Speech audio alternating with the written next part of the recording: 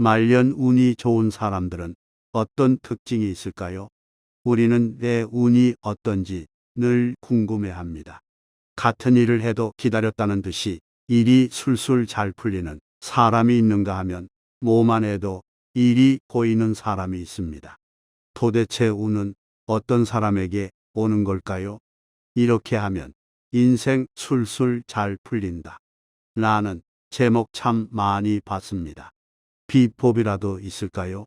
살면서 운은 여러 가지 경로로 들어옵니다.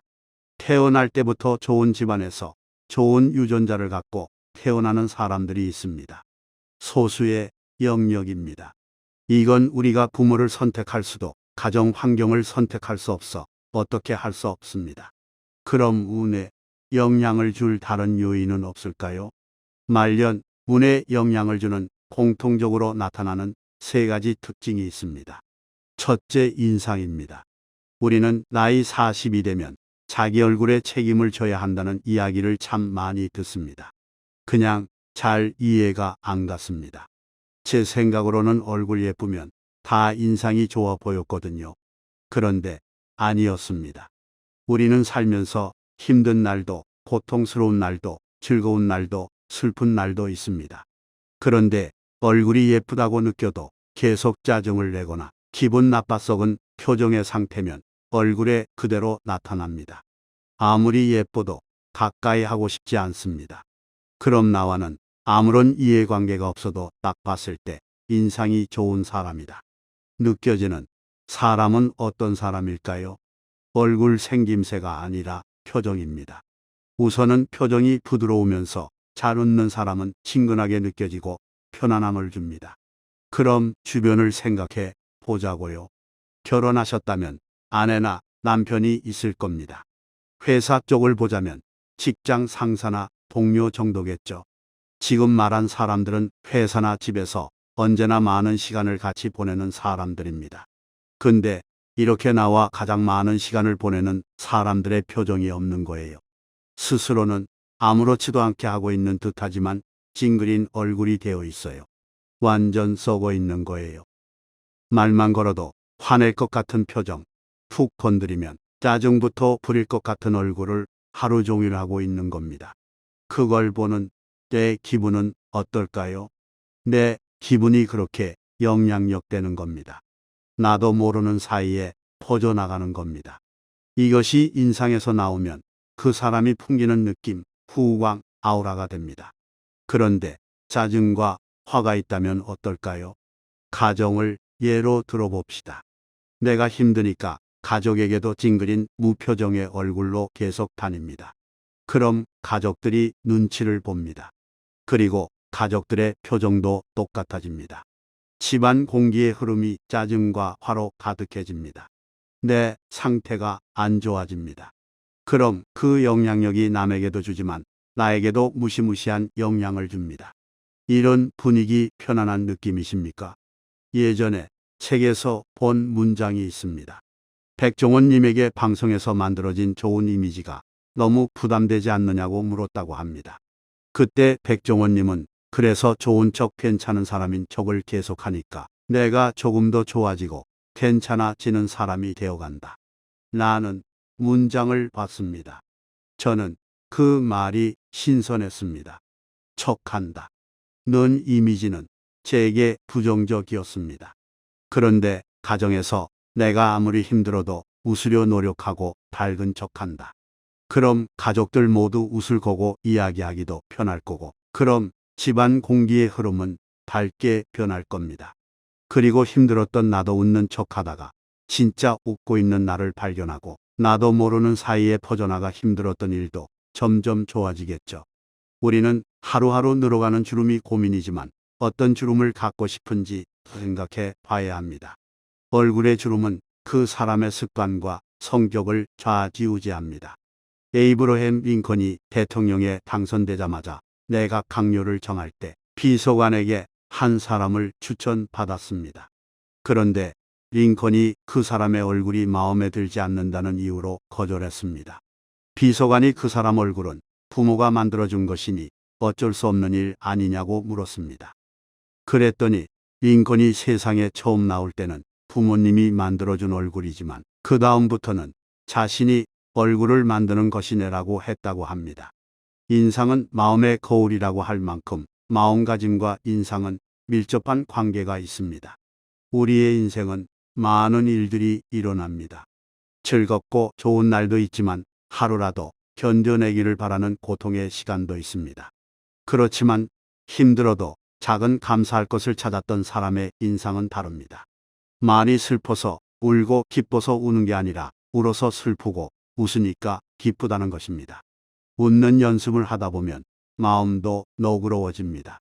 노력하면 미간 사이에 내 천자주름이 아닌 눈가주름이 많고 입꼬리는 올라가고 얼굴도 맑고 편안한 인상이 될 겁니다. 두 번째는 내가 하는 말을 보면 알 수 있다. 말년에 운이 좋은 사람은 말하는 거에도 자신감이 틀립니다. 여유 있고 부정적인 생각을 덜하니 부정적인 말이 나오지 않습니다. 목소리에 힘이 있으며 자신감과 의지가 있습니다. 천천히 말하며 상대방이 이해하기 쉽게 말합니다. 그래서 말하는 내용에 집중할 수 있습니다. 그런데 부정어는 상대의 기분을 해치고 내 기분에도 영향을 줍니다. 때문에 라는 말을 많이 사용하시나요? 피해와 변명을 일삼고 남한테 책임을 떠넘기는 말입니다. 내가 하는 말이 곧 내 마음 상태를 드러냅니다. 덕분에 좋다. 나는 긍정적인 말들을 사용해 보십시오. 예에 갖추어 이야기하다 보면 대화가 달라지고 아름다운 품성과 교양미가 은연중에 배어 나옵니다. 주변에 늘 안 된다라고 말하는 사람들만 수두룩하신가요?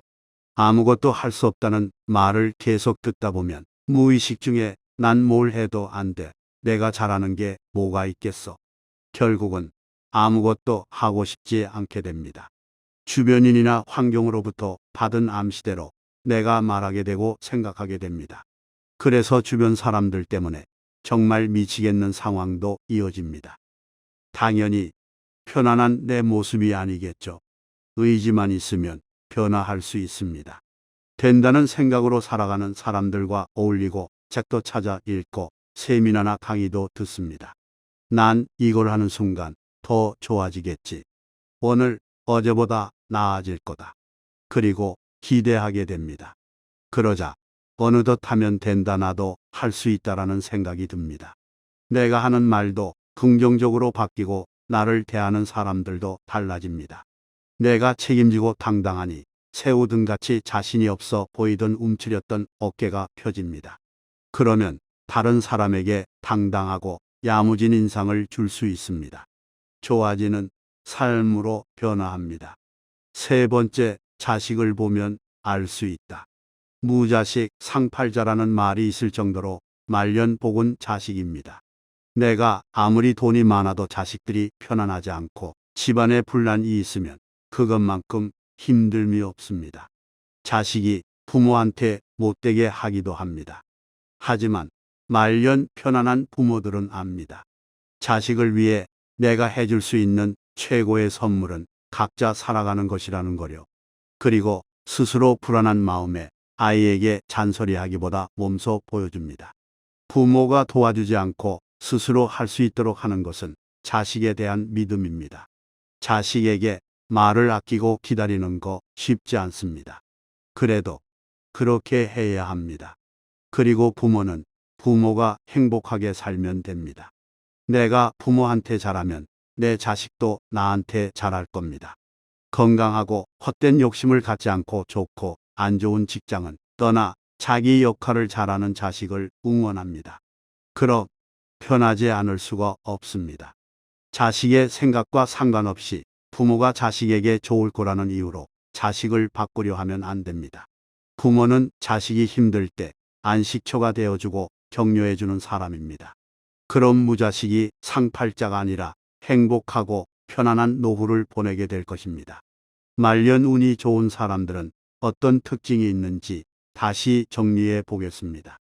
첫 번째, 인상을 보면 알 수 있다. 두 번째, 사람을 대하는 말을 보면 알 수 있다. 세 번째, 자식을 보면 알 수 있다. 여러분도 아마 잘 풀리는 사람들을 만나보면 안정적이고 여유 있고 편안한 느낌을 느끼셨을 겁니다. 지금 당장 거울을 한번 보세요. 내 얼굴이 편안해 보이고 웃고 있는지, 그리고 오늘 만나는 사람들 잘 보세요.